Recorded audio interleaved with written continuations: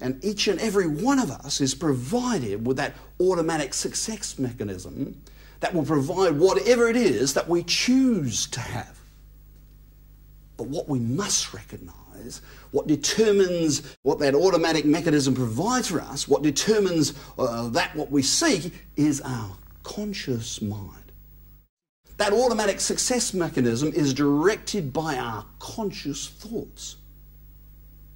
So the greatest responsibility each of us has is to control our thinking. To the extent that we concentrate on problems, to the extent that we concentrate on failure, we will fail. To the extent that we concentrate on our objectives, we will succeed. If you take a success-prone person and a failure-prone person, there really is only one difference between the two. That's how they worry.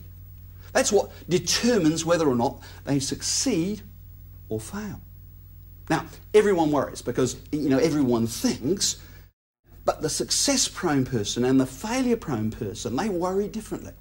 See, we can take an individual and you can give them a problem. Let's say for instance, the problems that they have a debt at the bank, and it's due for payment in the morning for $50,000. They don't have the money. They don't even have the money to reduce the debt.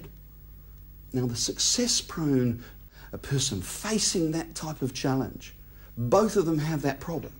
Both of them worry, but they worry, as I said, differently. The failure-prone individuals, they go home at night, don't they?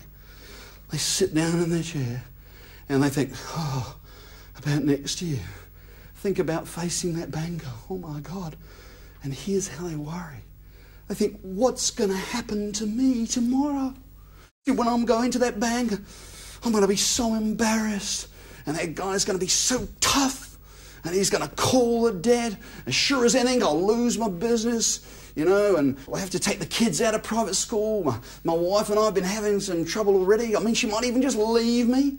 My brother-in-law's going to say I'm the worst failure he's ever heard of.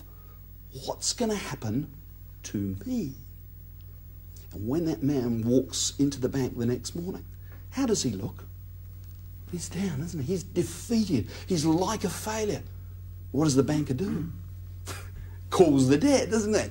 Calls the debt. And he calls that for a reason. You see, the man wanted the debt called because he'd set a goal of failure.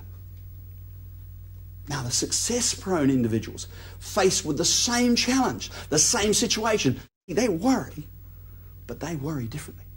Rather than going home at night and lying on the bed and asking themselves, what's going to happen to me? The success-prone individuals will go home. They'll lie down or they'll sit down in their easy chair and they'll think, how can I handle that problem? And that brings into being positive forces.